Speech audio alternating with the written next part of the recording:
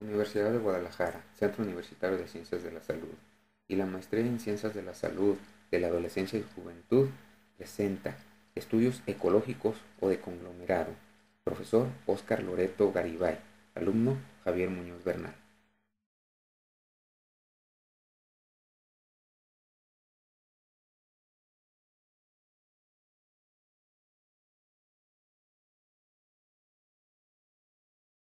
Los estudios epidemiológicos tienen como objetivo determinar cuánta gente dentro de una comunidad tiene una cierta enfermedad e identificar los factores de riesgo asociados con su desarrollo. Hoy en día es generalmente aceptado que para la evaluación de la eficacia de un tratamiento o de una intervención clínica, la metodología más adecuada corresponde a diseños de ensayos clínicos aleatorios, en los cuales la asignación del grupo de tratamiento en los diferentes pacientes se efectúa en forma aleatoria, con el fin de que la posible influencia de las diferentes características individuales no se localicen de forma sesgada en uno de los grupos. El objetivo es que los grupos solo difieran de las características que es objeto de análisis.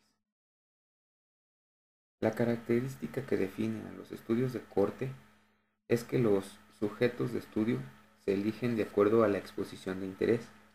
En su concepción más simple, se selecciona un grupo expuesto y a un grupo no expuesto, y ambos se siguen en el tiempo para comparar la ocurrencia de algún evento de interés.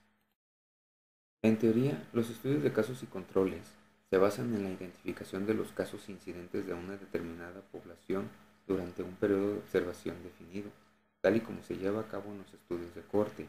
Se identifican los casos que se obtienen en una muestra representativa de los individuos en la corte que no desarrollan el evento de estudio.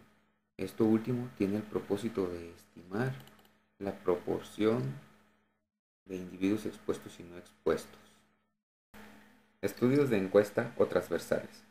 Finalmente, la población de estudio puede ser seleccionada de manera aleatoria sin considerar la exposición o el evento como criterios de selección.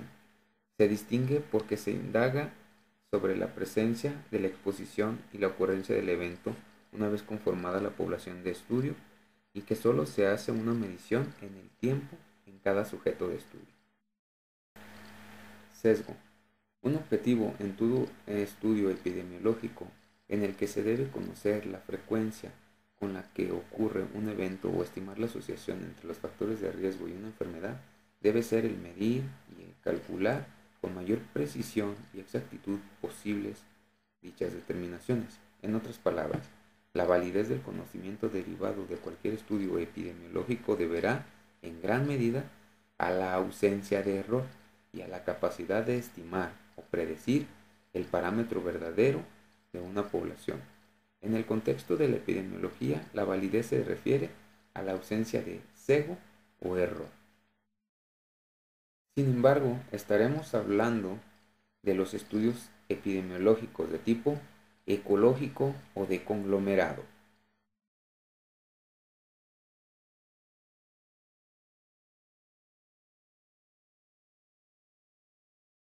Los estudios ecológicos en epidemiología se distinguen de otros diseños en la unidad de observación, pues se caracterizan por estudiar grupos más que por individuos por sí.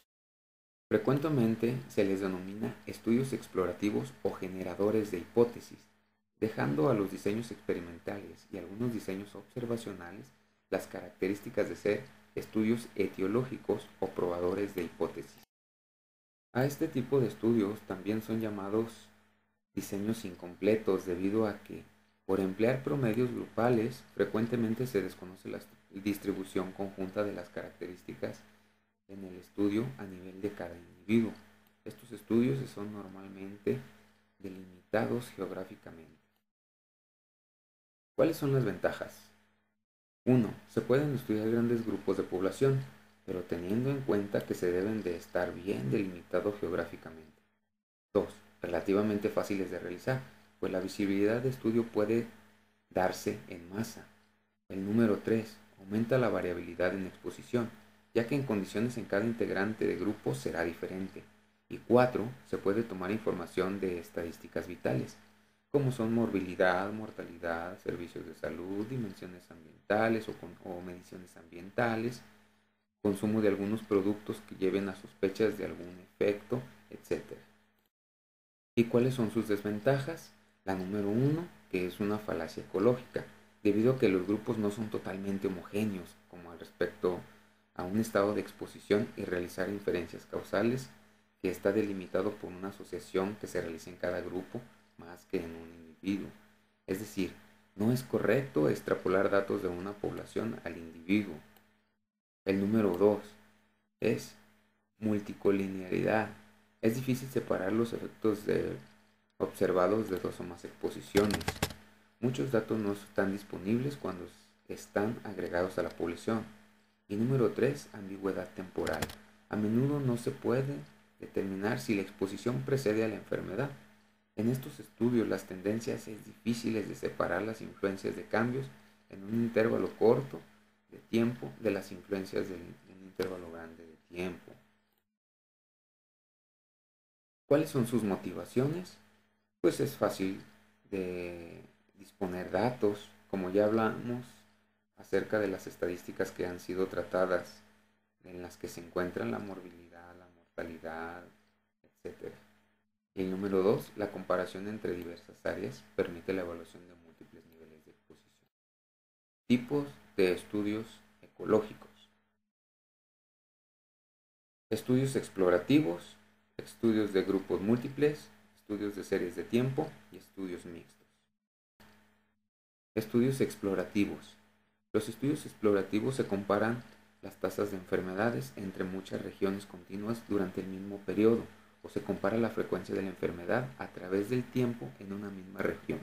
El único propósito es buscar patrones espaciales y temporales que podrían seguir hipótesis de las causas. Los estudios de grupos múltiples se convierten en el estudio más común.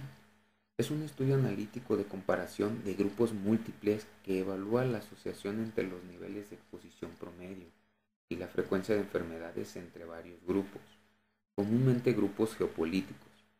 La fuente de datos suele ser las estadísticas de morbilidad y de morbilidad que son recabadas rutinariamente. Los estudios de series de tiempo se comparan las variaciones temporales de los niveles de exposición, por ejemplo, el uso o consumo de productos o servicios, conductas o concentraciones promedio de contaminantes, por ejemplo. Y por último, los estudios mixtos incluyen los estudios de series de tiempo combinadas con la evaluación de grupos múltiples, otra variante de los estudios que evalúan la exposición en el ámbito grupal. Inferencia causal. Primero tendremos que determinar qué se conoce como inferencia, que se define como sacar una consecuencia o deducir algo de otra cosa, pero la inferencia causal en salud pública es el proceso que se lleva a cabo entre la investigación y la aplicación exitosa de las intervenciones preventivas. Sus justificaciones. Algunos de los autores como Susser sugieren que la justificación principal para el enfoque ecológico es estudiar la salud en un contexto ambiental. Son más susceptibles a presentar sesgos en los estudios basados en los individuos. Defienden su utilidad real en las decisiones de prevención y control de enfermedades más que de los individuos, pues cuyo abordaje en la epidemiología y en la salud pública, su objeto de interés son los grupos. ¿Cuáles son los problemas que pueden presentar los estudios de tipo ecológico? Que es la determinación de la secuencia temporal entre la exposición y la enfermedad. Estos estudios se consideran como transversales y ocurren también estudios con base a individuos. Sin embargo, este tipo de estudios presentan migración como un problema adicional, es decir, que las condiciones de la población se ven afectadas por la emigración antes de medición de una enfermedad.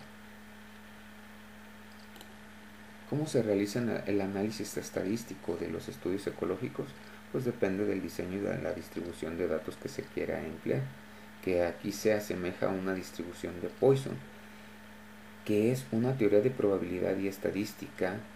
Es una distribución probabilística discreta, la distribución de Poisson. A continuación tenemos una serie de casos relacionados con la contaminación contaminación del aire y sus efectos en la mortalidad. Este fenómeno se dio en Londres en 1952. Por último, quisiera agradecer las facilidades que nos da el Dr. Óscar Loreto Garibay y la coordinadora de la Maestría en Ciencias de la Salud y del Adolescente, a la maestra Silvia Lerma Partida, quedando a sus órdenes para cualquier comentario. Gracias por la atención a la misma.